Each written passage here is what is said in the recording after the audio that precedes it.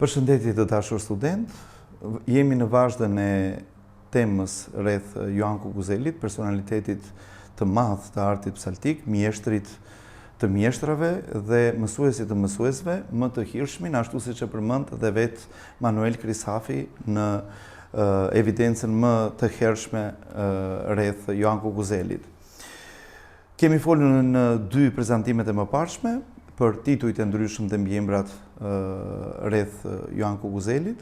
Në prezantimin e dytë folëm për datimin dhe kronologjinë si dhe vendlindjen e Joan Kukuzelit dhe ju referuam gjërësisht pikërisht kompozimit kalofonik, pra vargut kalofonik të shkëputur nga Poli Elei Shërbëtor Zotin, i cili njihet në thonjza me emërtimin Vulgarikon, pra Bullgaria që e njohim ndryshe.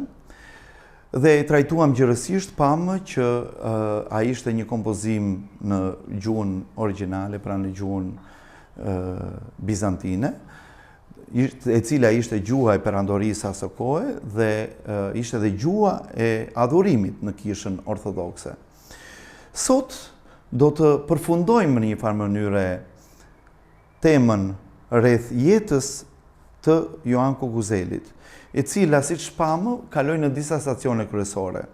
Nisi me stacionin e parë që ishte Durrësi, pra vendlindja e tij, dhe e përmendëm edhe në temën e kaluar që thamë që Durrësi ishte një qytet multietnik ku lindi dhe kaloi hapat ato momentet e para të jetës së tij, vitet e para të jetës së tij, Joan Kukuzeli.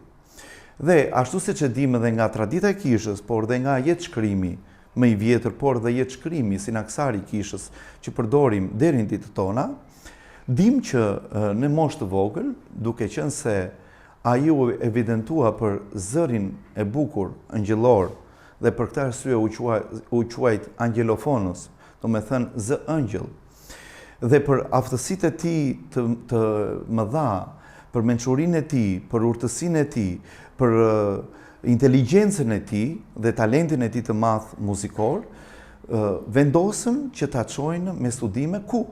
Jo në ndonjë qytet tjetër, por në ndonjë qytet rreth afër, por në qendrën kryesore, pra në kryeqendrën dhe në, po themi, në kryeqytetin e perandorisë bizantine, që ishte Konstantinopolia. Dhe për këtë arsye ai niset që në moshë të vogël, niset dhe çohet në qytetin e shndritshëm dhe të lashtë të Konstantinopolis, në të cilin kishin kaluar mjaft personalitete me rëndësi të madhe kishtare, historike dhe artistike. Dhe patjetër që atje ishte një qendër e lullëzuar, një qendër ku patjetër në periudhën, sidomos në periudhën paleologe në të cilën Kukuzeli shkon, atje ka qenë kulmi i zhvillimit, jo vetëm kulmi në aspektin administrativ, politik, nga ana e ligjit, por dhe në aspektin artistik, ku arti pati një lulëzim të jashtëzakonshëm në periudhën e paleologëve. Arti bizantin, jo vetëm arti muzikor bizantin, por të gjitha llojet e arteve kishtare të perandorisë bizantine. Dhe në mes të këtij shkëlqimi shkon edhe Kukuzeli që të mësoj dhe të përthith në atë atmosferë pikërisht të marrë më të mirën në institucionet e ngritura tashmë, të cilat funksiononin dhe ishin të famshme për gjatë historisë së kësaj perandorie, të shkonte dhe të studionte në institucionet më të njohura të perandorisë. Dhe sipas traditës, dim që Kukuzeli studioi dhe shkoi të studionte në shkollën mbretërore, e cila njihej si Pandidaktirion. Kështu e kishte emrin kjo shkollë.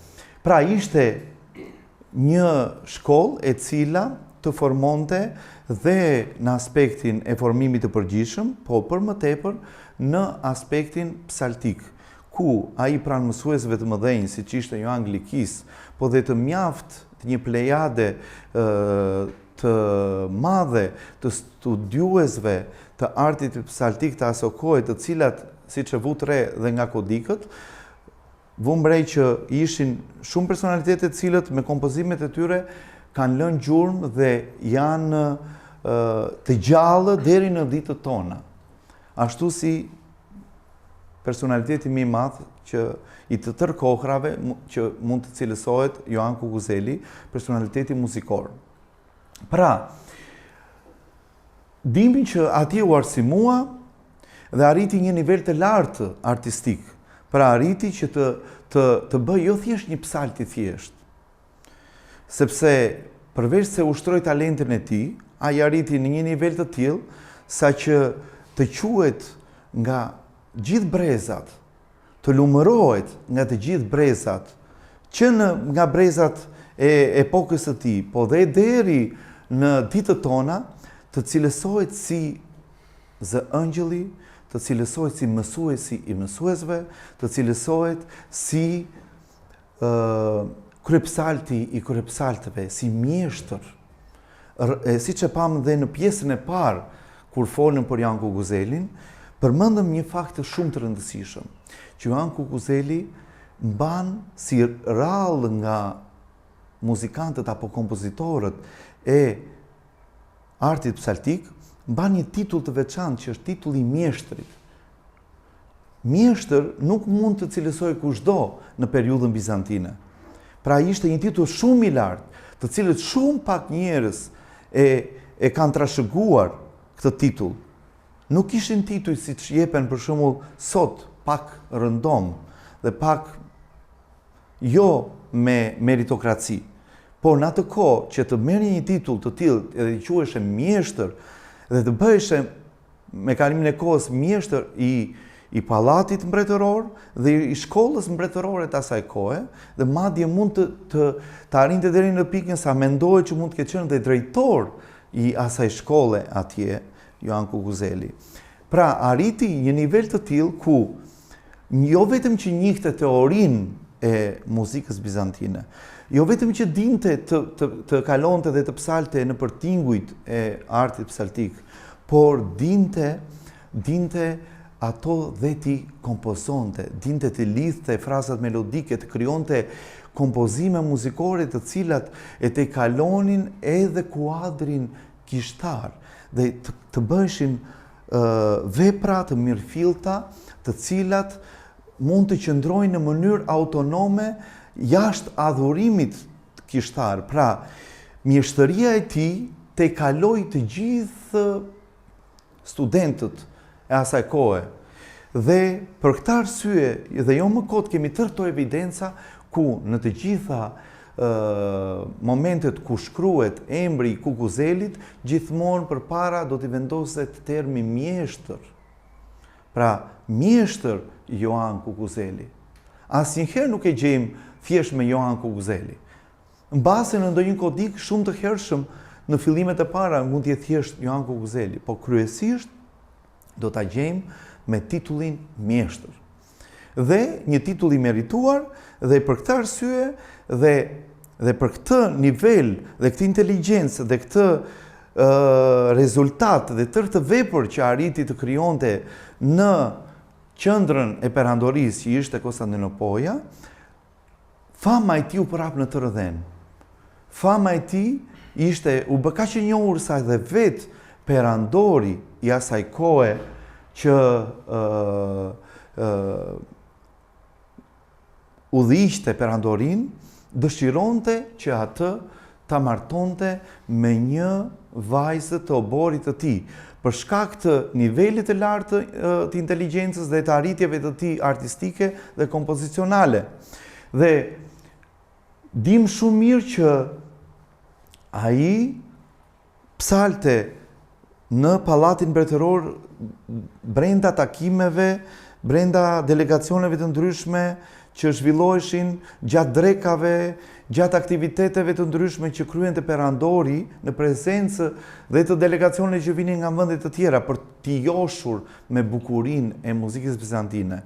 Përveç se ishte psalt i pallatit, ishte dhe psalt i Shën Sofisë, kishës madhështore të Shën Sofisë, krye kishës së ortodoksisë, e cila është një objekt kishtar dhe një tempull i bukur dhe i lashtë dhe me vlera dhe me histori të madhe që ekziston deri në ditët tona dhe mund ta shijojmë kur shkojmë dhe gjithmonë na vjen në mendje pikërisht edhe zëri, jehona e zërit të Kukuzelit, se si mund tingëllonte atje brenda atyre kupolave dhe asaj mrekullie arkitekturore që ekziston deri më sot. Pra ishte dhe kryepsalti i asaj kishe dhe njëkohësisht dhe kishës së apostujve të shenjtë. Por, përveç gjithë këtyre, edhe pse ai kishte arritur majën e nivelit artistik, majën e titujve, ofiqeve, majën e arritjeve, pra të bëhesh korifeu i një prej njerëzve më të ndritur të perandorisë asaj kohe, atë diçka nuk e mbushte. Pra, edhe pse ja kishte dhënë gjithë qenin e tij, ku me mira kodik anë mban botës, janë të mbushur me kompozimet e Johan Kukuzelit. Ku, siç do ta shohim dhe në vazhdim, kompozimet e tij janë kaq të shumta sa që nuk kanë arritur të shohin deri më sot dritën e botimit.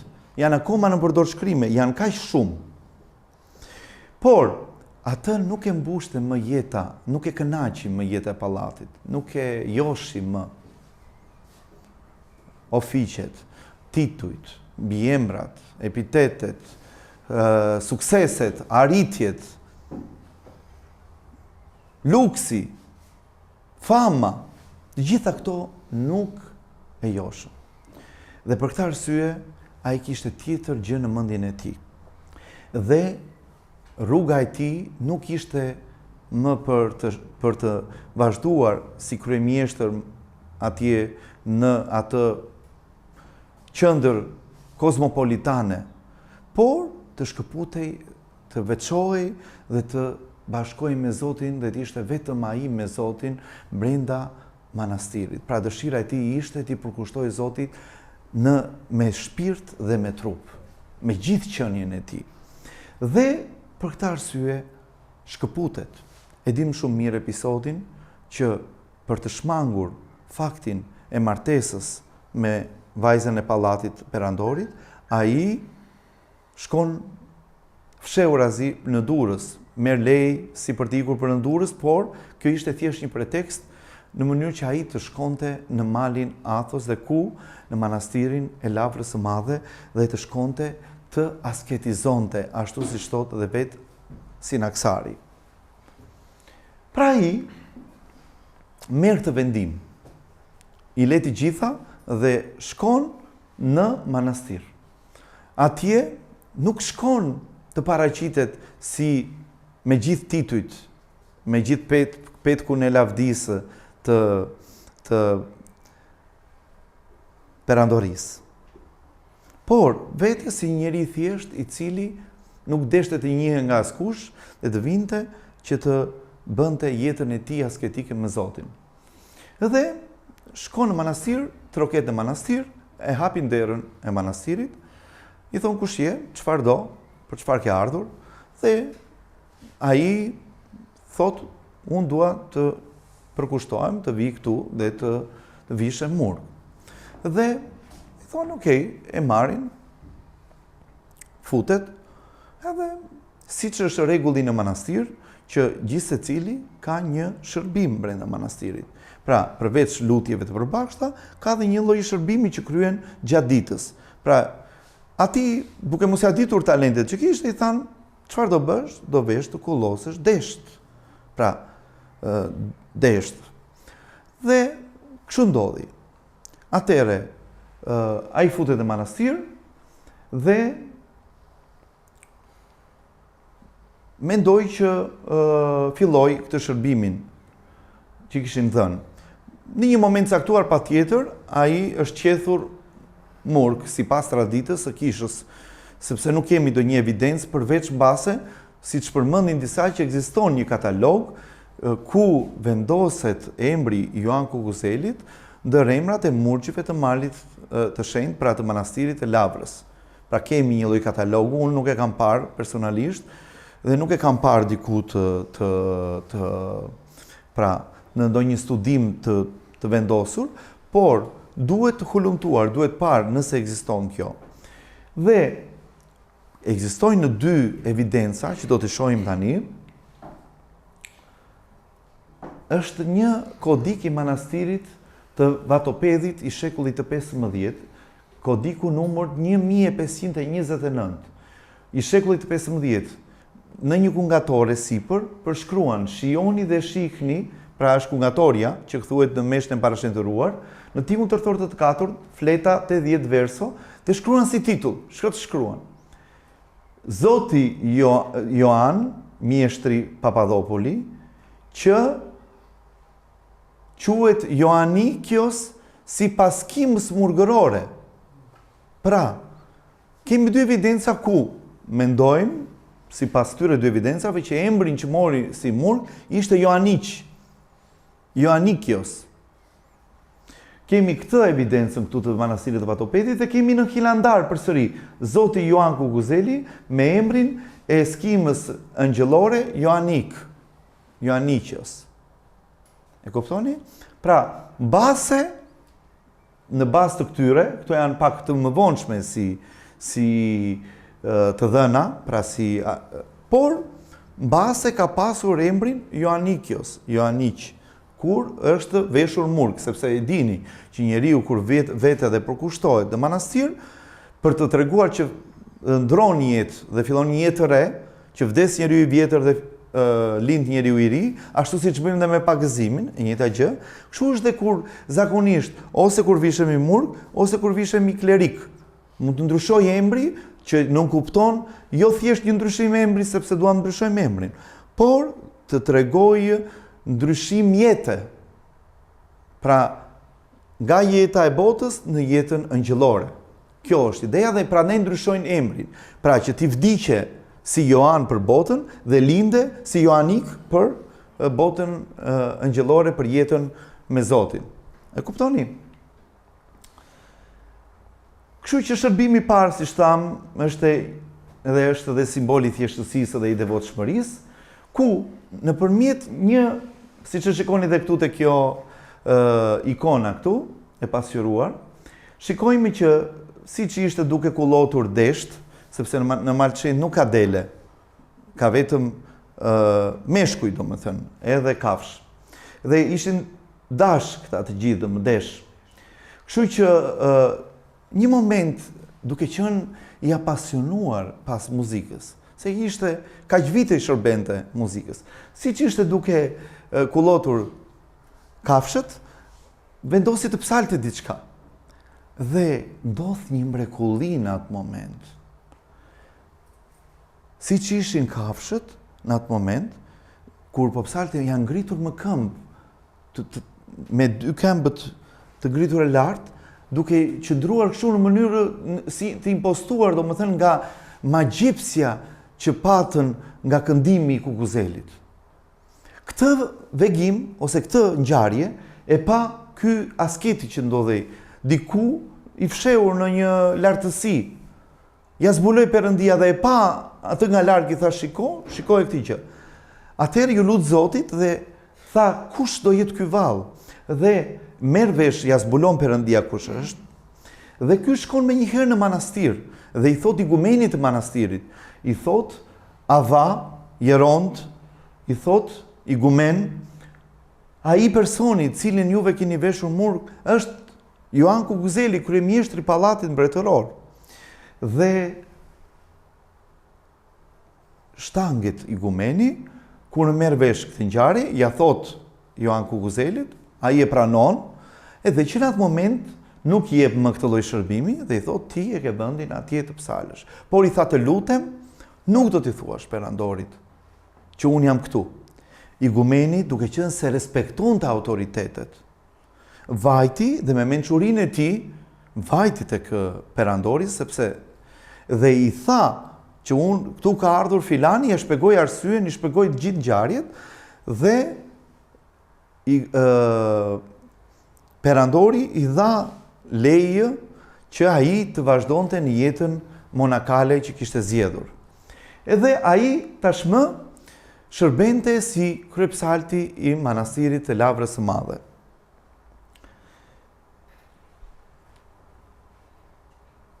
Jeta e tij asketike. Në momentet e jetës së tij brenda manastirit, Ioan Kukuzeli u shprëngul në një qeli ngjitur me manastirin e Lavrës së Madhe, që njihet si qelia e kryengjëve. Është afër manastirit të Lavrës, duket nga manastiri, po ta shikojmë, është qelia dhe madje mendohet edhe një shpellë që ekzistonte atje afër ku ai asketizonte. Domethënë, ku njeriu arrin në një lartësi shpirtërore, atëre kalon në një fazë tjetër. Këtë nivel nuk e kanë të gjithë njerëzit, as të gjithë murgjit. E kanë personat veçantë, të cilët janë në thirrje të veçanta nga Zoti për personat veçantë, të cilët pasi janë ushtruar për vite me radhë brenda jetës kinovjarke, jetës së përbashkët në manastir, me murgjë të tjerë, atëre kanë një thirrje nga Zoti për të shkëputur për të bërë jetë më të veçuar. Dhe këtë bëri Ioan Kukuzeli, ka ndenjur më vete në një shpellë, ka asketizuar, prandaj dhe në Sinaksar thotë që asketizoi në manastirin. Pra nuk ishte thjesht një murgëroj, por asketizoi që do të thotë u ushtrua më ashpër në jetën shpirtërore. Pra i privoi vetes shumë lukse që mund të ketë brenda manastirit, duke ndenjur brenda një guve, ose brenda një qelie. Dhe këto janë akoma ekzistuese deri në ditët tona, dhe qelia edhe guva ose shpella atje. Dhe por tregojnë, ja, kjo është qelia dhe këtu është guva ose shpella ku ka asketizuar. Njëherë,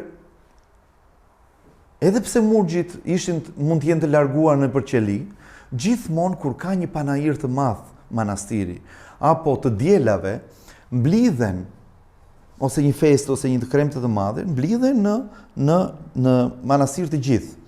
Ashtu si dhe qelitë, për shembull, kur të dielave, gjatë të dielave kryesisht vënë me shojnë te kisha kryesore që quhet Kiriakon, pra kisha e së dielës që quhet.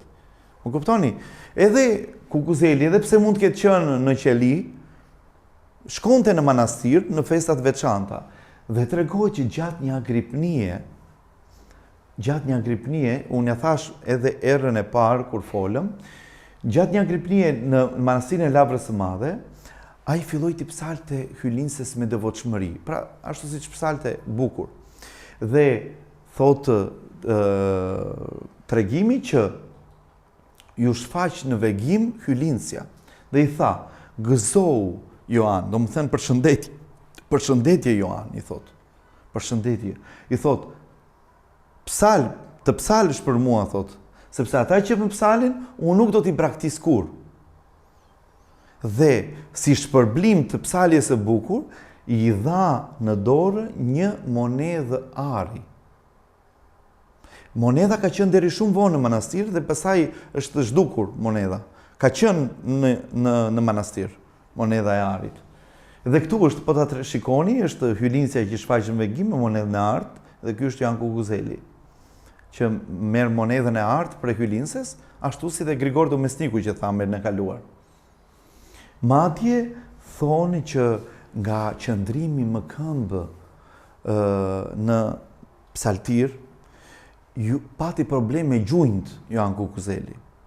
Dhe ju lut hyllinses dhe në mënyrë mrekullibërse ju shëruan gjunjt dhe këmbët.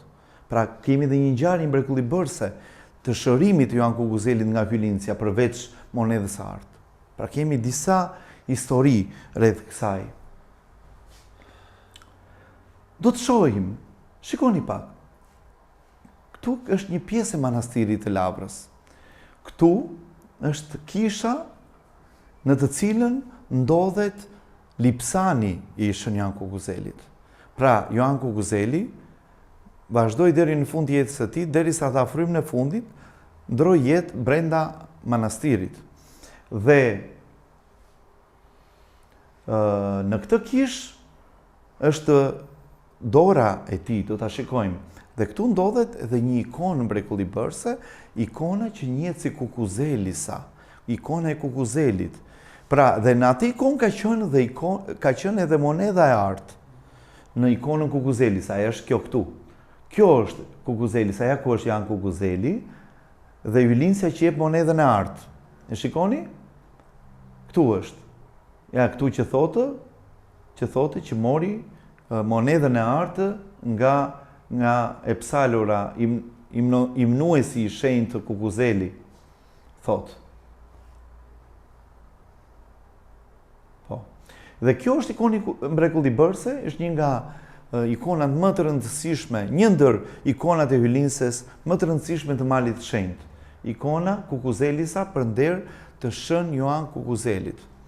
Dhe gjithmonë në pjesën poshtë të ikonës vendosen, ja si punë e këtij kryqi tu, vendosen dhe monedha, kryqe, dedikime të ndryshme të mrekullive të ndryshme që kanë bërë shenjtorët dhe ikona kryesisht e hyllinses, kjo ikonë, për persona të ndryshëm. Këtu ka qenë edhe monedha e artë. Dhe e dim shumë mirë që brenda manastirit Joan Kukuzeli vazhdoi të shkruante, vazhdoi të punonte dhe të bënte kryevepra muzikore të artit psaltik, kodikë pa fund, të cilët do t'i analizojmë kur të flasim për veprën e Joan Kukuzelit. Dhe ajo ishte punë e tij. Vepra e tij ishte të psalte për Zotin dhe të kompozonte pjesë të ndryshme muzikore për hyllinse, për Zotin, hyllinsen dhe shenjtorët e tij. Ja dhe lipsani i Shën Joan Kukuzelit, ja kjo është pjesë nga dora e Joan Kukuzelit, ja këtu është dhe ikona që kur ju shfaq hyllinsja, duke ndenjur afër psaltirit, pra duke ndenjur në fron, dhe hyllinsja që shfaqe që jep monedhën e artë, edhe dora e Joan Kukuzelit. Ja dhe këtu duket që jep përsëri monedhën e artë Joan Kukuzelit. Pra, lipsani që gjendet sot e kësaj dite në manastirin e Lavrës së Madhe. Le të dëgjojmë për lëshoren.